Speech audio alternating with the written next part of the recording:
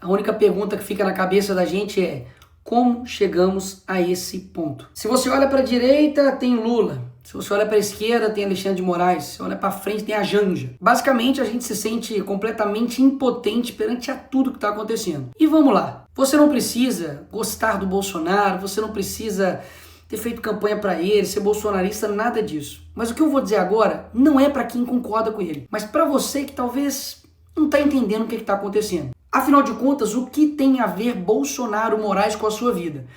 Eu vou te explicar. Basicamente, nós temos hoje um cenário em que um ex-condenado é presidente da República e um ex-presidente da República pode se tornar um condenado. E mesmo que você tenha suas divergências com o Bolsonaro, vai aqui alguns pontos para você pensar. Não precisa concordar não, mas pensa aí. Ele nesse momento está proibido de falar com embaixadores, proibido de usar rede social, sofreu busca e apreensão na sua casa, encontraram aí incríveis $14 mil, usando tornozeleira eletrônica e é obrigado a ficar em casa do 19 às 7 horas da manhã.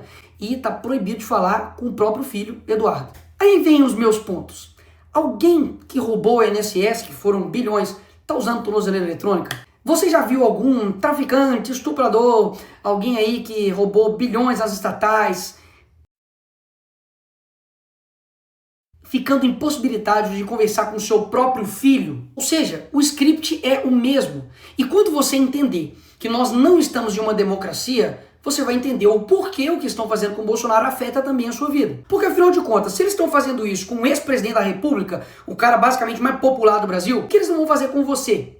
Que é digamos, um mero cidadão. Pastor, um estudante, uma pessoa que tem opiniões na rede social, você que é jornalista, empresário, e aí? O que vai acontecer com você? Vamos colocar mais uma vez aqui os pingos nos is. Bolsonaro, como alguns eu ouvi falar aí da esquerda, não está sendo condenado pelo que ele fez na pandemia. Não. Ele não está sendo condenado por corrupção. Não. Ele literalmente está sendo condenado por uma tentativa de golpe. Ele é a pessoa que está despontando nas pesquisas eleitorais como primeiro lugar contra o Lula. Ou seja, será mesmo que eles estão preocupados com a democracia? Pausa. O Lula que recebe ditador aqui no Brasil, como Nicolás Maduro? Ou será que eles estão preocupados em tirar a oposição para poder vencer as eleições? Hein?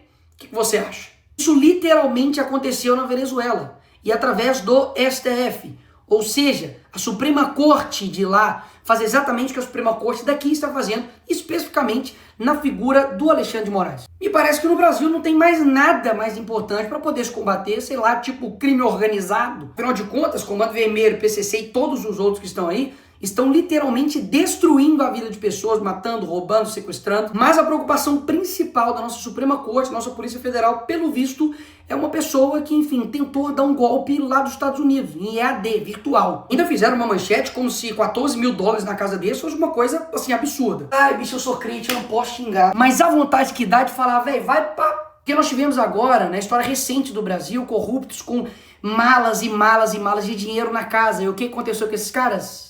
É isso mesmo, nada. Pessoas que foram condenadas por 400 anos, como o Sérgio Cabral, tá agora sendo influenciador no Rio de Janeiro, gravando um videozinho. Então, peraí, você não precisa gostar do Bolsonaro, não. Mas, pô, falar comigo que o que tá sendo aí possível de condenação dele, 43 anos de cadeia, é algo razoável? Fazer isso daqui com uma pessoa só porque aí tem vários indícios, possibilidades de golpe, que, convenhamos aqui, teve uma arma apreendida. As pessoas que estavam lá, sei lá, a faixa etária era de 50 a mais. É óbvio que é errado, já deixei claro várias vezes aqui, errado quebrar, errado depedrar, e as pessoas têm que pagar por isso.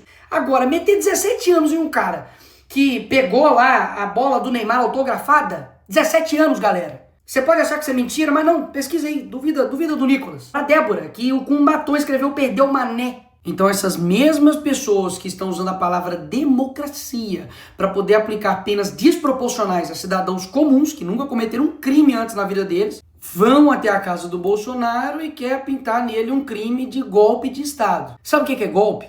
Golpe é lavar dinheiro, é quebrar estatal, é desviar bilhões de reais. Isso sim é golpe. Sabe o que é golpe? É um juiz que não teve uma caramba de um voto, que não é representante de ninguém e não tem legitimidade para poder tomar as decisões, tomar todas as decisões do Brasil. Ou você não sente isso? De que tudo o Alexandre de Moraes decide. E um ponto importantíssimo, tudo isso aconteceu um dia depois do Donald Trump mandar uma carta assinada por ele em apoio ao Bolsonaro, deixando claro que as perseguições, que tudo que está acontecendo com ele é uma injustiça, é caixas bruxas e, obviamente, poxa, estão fazendo isso para poder tirar ele das eleições. E nessa parte, a esquerda me vem com: ai, e a soberania do Brasil, Nicolas? E a soberania do Brasil? Eu concordo que, óbvio, o Brasil precisa, sim, ser soberano. Mas o que soberania significa, criatura? Significa que o país possa ter autonomia sobre suas decisões.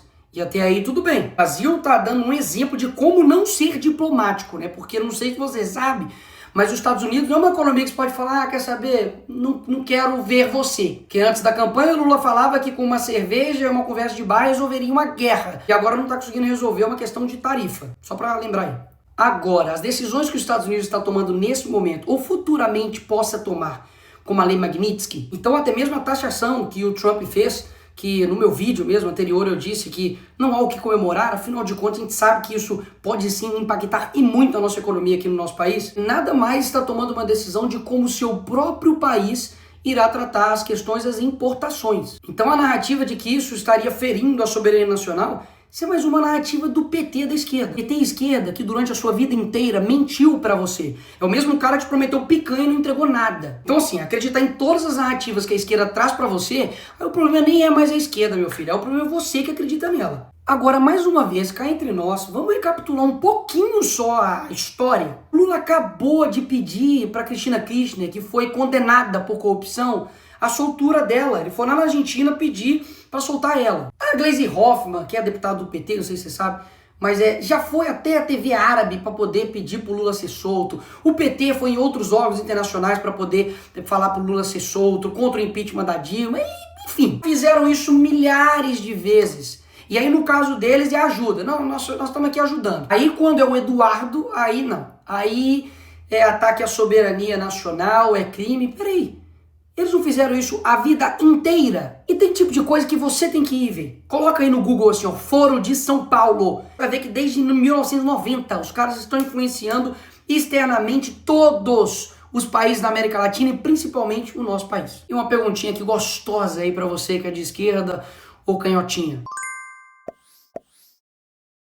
Qual seria a sua reação se o Donald Trump, nesse exato momento agora, mandasse um avião aqui pro Brasil para poder buscar e resgatar Jair Bolsonaro? Fala pra mim a verdade, qual seria a sua reação? Ataque à soberania, pipipipopopó e não sei o que, não é? Mas foi exatamente isso que o Lula fez com a ex-primeira-dama do Peru, que foi condenada por corrupção. Usou o seu dinheiro de pagador de impostos, usou o avião das Forças Armadas Brasileiras para poder ir lá e resgatar ela. Opa, peraí! O Lula não tá ferindo a soberania, não? Ou seja, todo o script é o mesmo.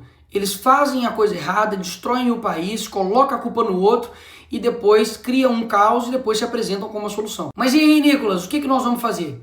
Aqui você chega na parte final, mas não menos importante do vídeo. Não, nós não estamos vivendo em uma democracia. Então, vamos partir daí. Em uma democracia normal, o Senado iria colocar freios e contrapesos com o STF. O STF seria uma corte não política, mas uma corte que iria zelar pela nossa Constituição. E o Congresso iria elaborar suas leis, ver o que é melhor para o país, e, enfim, também poder fazer emendas à Constituição para poder também frear os poderes dos outros demais poderes. Mas não é esse Brasil que a gente vive. Então esperar de mim ou dos outros deputados que a gente faça algo dentro da regra do jogo que irá mudar um jogo que eles não seguem a regra do jogo, é loucura imaginar essa forma. E eu tenho um exemplo aqui perfeito para poder te dar. No caso, por exemplo, do IOF, que houve um aumento de imposto pelo PT, claro e Haddad, o Congresso viu isso e falou, vamos derrubar. E nós derrubamos. O que o Lula fez? Foi lá e derrubou a nossa decisão.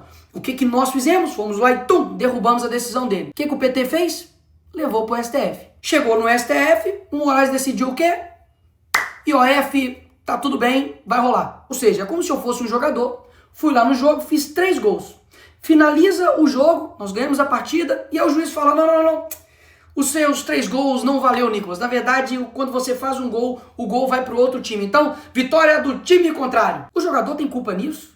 Ele tem culpa de que um juiz está extrapolando por completo a sua competência? Não é falta de competência, de vontade, nem de garra, nem de luta de nenhum dos jogadores. Basicamente porque nós temos um juiz que tem superpoderes. Rui Barbosa poderia ressuscitar e defender que seja Bolsonaro ou a direita ou o Congresso ou o Parlamento que não resolveria. Então é isso, Nicolas. Nós temos uma ditadura e lascou. Não. Mas tem uma coisa valiosa que eu aprendi com o Olavo, que é o seguinte: quando a sua ânsia de agir é maior do que a sua ânsia de entender, a sua ação sempre vai ser incompreensível. Toda tirania, ela vai dobrando a aposta. E eu confesso que eu estou extremamente preocupado com o nosso país. Basicamente, ou vai surgir um novo Brasil, ou a gente vai virar de fato Coreia do Norte. O que nós podemos fazer para poder mudar essa situação? O primeiro passo de fato é você entender. Entender de que existe uma pessoa, basicamente, que chama-se Alexandre de Moraes, que está desbalanceando a nossa democracia. Então, Nicolas, o que você sugere? Eu confesso que muitas das vezes eu não sei, mas uma coisa eu sei, que desistir, parar de lutar, parar de falar, parar de gravar vídeo, parar de comunicar com vocês,